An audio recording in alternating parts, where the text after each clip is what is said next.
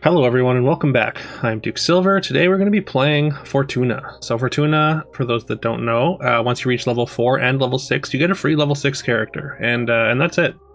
So yeah, you kind of want to take XP with this hero, but also like getting a free level 6 can just give you direction or like a huge boost of tempo throughout the mid game. So it's very RNG. Like you have to kind of get lucky to hit a good 6. There are some very narrow ones that aren't that great, but yeah, overall, I'm a pretty big fan of this hero. I'm a little bit lower on it now than I was in the beginning. I thought this was like one of the better heroes, but I think it's probably just mid tier at this point. But yeah, we start off with a couple of lanes here, and we get a couple equipment. I mean, like I've been saying, you should just buy the 1-cost equipment if you have leftover gold. It's just a good way to bank gold. And yeah, picking up a couple of lanes is really nice. We didn't take the triple just because like it's a really bad upgrade. You really don't want to make this triple early. Losing your two ranged units to get a slightly bigger ranged unit is just not worth it in my opinion. So yeah, we just pick up a couple of supports. We pick up a sleeping kitten to go with our sword squire that we get there. Now that we're on level 3, we're just going to grab a Romeo. Romeo has pretty decent upside. I mean, if you just like find Juliet, like it's just a lot of stats throughout the mid game, and like you can build a late game Romeo and Juliet comp. I haven't really done it myself, but maybe I'm taking 2 XP a little bit more aggressively than other people, because I see a lot of other people building big Romeo Juliet boards, so I assume they're rolling pretty hard for it. We are going to pick up a pirate gunner, and we're going to take the Elaine triple now that we have a full board. I mean, getting a bigger ranged character is better than having 2 little ones at this point now, and also we get a treasure. Playpen's nice if you need a little bit of tempo, but we're just going to take the wishing fountain. I feel like we're relatively strong at this point, so I don't really need that little bit of tempo that doesn't really last too long. And yeah, we managed a tie there. We did bench the Elaine to get the stats on it with the pirate gunner, and then we also locked a crew member there to kind of go with the pirate gunner's scaling. It's sort of like a little combo. We're gonna take the life essence here, although I think in hindsight the helmet was probably the better option, just in case we do find a Juliet on 4. Having a golden Romeo already, it's just so many stats. Like Golden Romeo gives 300% of his stats to Juliet, and so with the 14 extra toughness, that would be like 60 health or something like that, which is absurd on level 4. Speaking of level 4, we do find an Angelic Commander as our free level 6. It's not really the best on this board. We don't have any angel support. So Angelic Commander gives your other good characters slay, and if they slay, Angelic Commander gives some of her stats to another angel, and she can't give it to any other cards named Angelic Commander. So even 2 Angelic Commanders don't really work together. You need to have other angels. It's very much a restricted Angel Tribe card. Consider the natural or the Radiant Fairy there, but decide to roll past it. We did take Rapunzel, and this is a game where I kind of just took it because we have the 2 supports, and like I feel like Rapunzel's pretty much unplayable, but I really wanted to pick her up with the 2 supports, and like maybe there's some amount of play there that I'm missing, but I mean, she is relatively big. A 2014 is okay. I mean, we're playing some pretty bad supports. I don't think there's just not enough good supports early for me to want to play her. I think if we had some stronger supports on level 3 or something, then maybe Rapunzel would be a little bit more enticing. I haven't been able to take her with Rapunzel's prince. Like I mean, that's the obvious combo, but they're both on 4, which makes it a little bit awkward. It doesn't really flow together. But yeah, last turn we did jam a future vision, and because we don't really have good direction, and like I said, Fortuna kind of wants experience. I generally just jam experience when I don't have direction, which is often. I figure just getting to see later shops will kind of help make that decision for me. But yeah, we pick up a succubus there and grown up Gretel. We've got a decent amount of hero attack from a spell that we picked up earlier, so Gretel's like a pretty decent size, and every slay she gets is going to increase our hero attack. So she's kind of going to scale herself. It's a little bit slow, but it's still there. This shop isn't quite as good as our last one. I mean, we've got a Nocturne here. I think we're going to take the Sinbad. Just because, like, I mean, you can do some cute things with the crew members and Sinbad and Pirate Gunner, just make something big for a turn and then summon it. Like, that's always an option. Nocturne is fine, just gives everything the ability to kind of scale.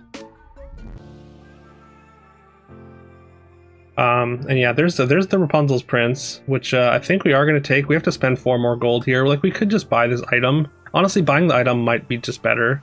Actually, I kind of regret buying the Sinbad because the positioning is just way too awkward here. So I didn't really think about that beforehand. So we're just going to bench the Sinbad after all that, and then just run our board like this. We're going to support the 2 crew members, and they're just going to basically it's like having 4 characters in front of the support. Because yeah, obviously the crew members summon in their spot, and we still got enough tempo to be tying all our fights, and we do hit level 6, and we get Sherlock for free. And with our grown-up Gretel, that's a pretty decent little pickup here. Kind of gives us an option to go into hero attack. And speaking of options, there's a couple stars things here. We're gonna take a second Nocturne as well as this Oberon. So every sleigh you get is going to be charging 2 stars with Oberon's attack, as well as Nocturne's attack, of course. And hey, there's another Nocturne.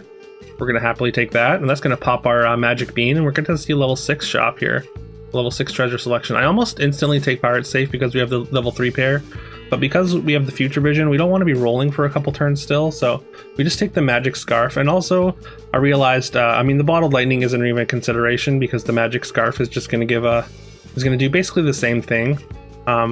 It's going to basically double the stats of Gretel, as well as give us a second instance of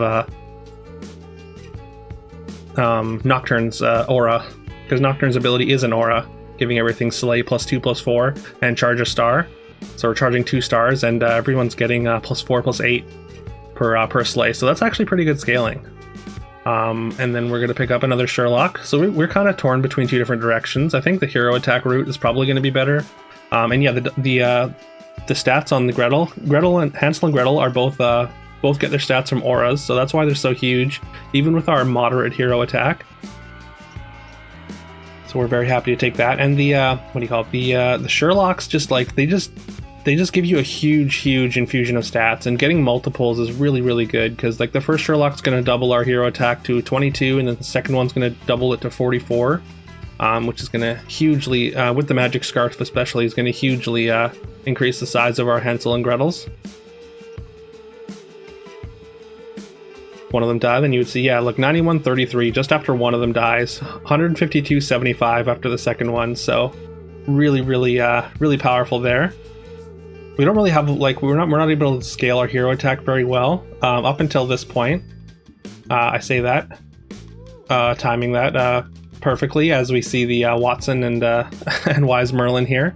So what Watson does is, I almost rolled the shop as you saw me hover over the reroll there, but no, the pick here is we're gonna take the Watson and we're gonna take the Merlin. And Watson has a boost ability, so whenever something in front of him dies, you get 1 hero attack. And Merlin has an aura ability, which is important because the aura gets doubled. It says your boosts are applied a second time, so right now our Watson buff is being applied 3 times to the things in front of him. I did make a pretty big mistake in selling the crew member for it though. We get a level 3 treasure, but I did skip it there. Although the simple dagger and the helmet are both aura effects, so you would get a decent chunk of stats. But I still think skipping is right. I just don't think that those stats matter too much, and 2 gold to find that second Watson, I think even in hindsight is still better.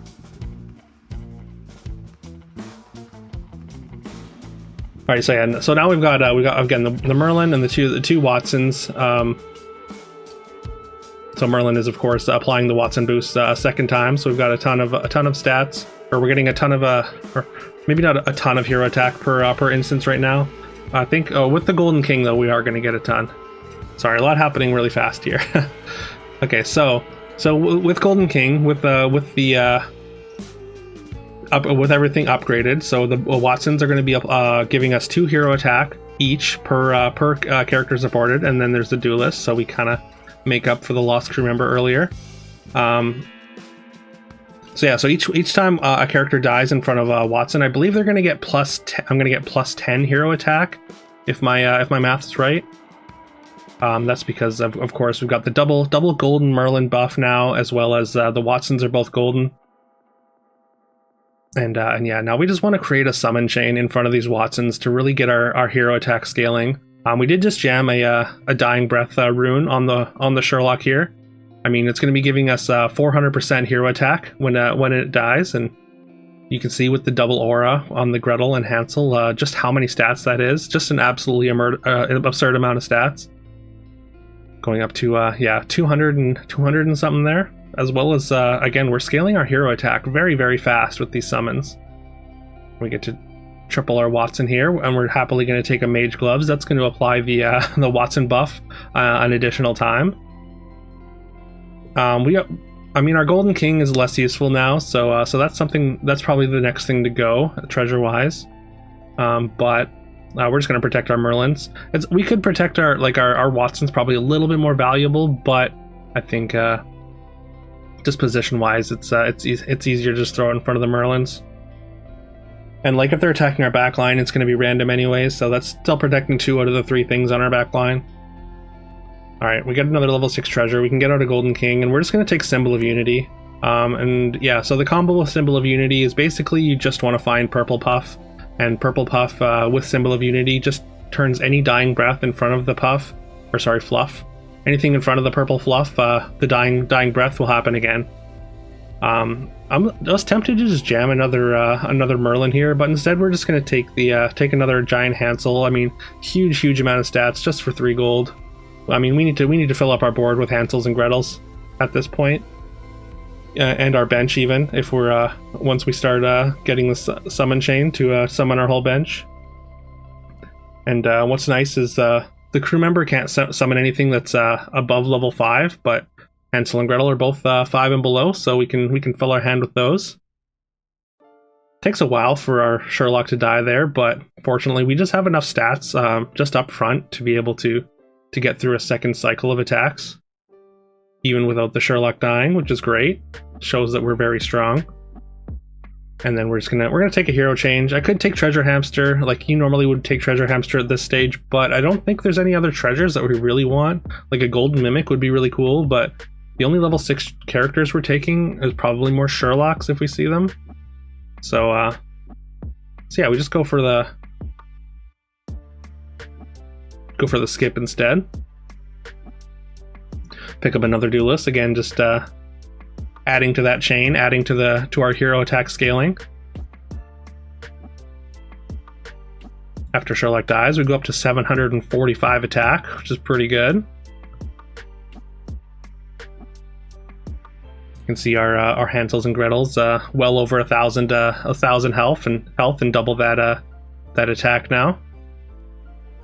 Triple another Gretel. Again, just easy skip. I did look at the Titan Flowers, but all our stats come from auras. None of it is permanent, so not helping us one bit. We're going to take this Blizzard just because the opponent has a shield treasure, so we're just going to shut off their front row shield. Definitely something that you should look out for if your opponent has shield. Just jam like Earthquake or Blizzard, and you essentially just shut off their treasure. I mean, they might have summons, but still, it's still just kind of nerfs the treasure by quite a bit. So just something to keep an eye out for. All right. Also worth noting that all 3 of us in the top 3 are doing hero attack things, but we're doing hero attack just a little bit better than they are. 1,100 hero attack to their 355. 355 is respectable, but yeah, our Dying Breath, our Golden Sherlock with the Dying Breath rune is just a little bit too much. Hey, there's another Gretel. We're happy to, again, we're just going to fill our bench with them. Right now, we're not summoning all of them because we have the regular Duelist, which summons the upgraded Duelist. We would need to find or upgrade the second Duelist. Or just find a Gretel, which combines 2 of them. So we are summoning our whole bench. And there is the purple buff. So we're just gonna take we're just gonna cycle out, I guess, the shield. We didn't really need to cycle the shield, but just decided to take the spell anyways, just to increase the health of our Watson a little bit, just to give us a little bit of insurance against some amount of scam. Not much. It's not gonna do a ton, but yeah. And yeah, you can see our Gretel's and Hansel's now up to over 3k health, and it's about to get a lot bigger with this purple puff. And we even get gifted a support rune here, or a boost rune. We sell out of one of our duelists here. We don't really need this chain anymore. We're not scaling. We can sell out of the Watson as well. And I did slow things down here just to get a good look at these numbers, as well as take a screenshot, of course. And yeah, you can see our hero attack up to 5,415. And yeah, our Hansels and Gretels, 43,000, 20,000 attack and 20,000 health. Bigger than most mirror fairies you see, bigger than most high roll mirror fairies you see. So Symbol of Unity is a fun treasure, is all I'll say. And yeah, kind of fitting that we're against Toy Dino. They were saying, or the only ability it has is I have high attack, and well, I guess I have higher attack. So anyways, thank you so much for watching. I hope this was enjoyable. Please remember to leave a like, comment, subscribe, do all that fun stuff. I would very, very much appreciate it. We're on the path to 1,000 subscribers. It's gonna happen. It's gonna happen in 2024, I believe. But yeah, I hope you all have a great rest of your day. Happy New Year. I hope 2024 is absolutely fantastic for you, and I will see you tomorrow.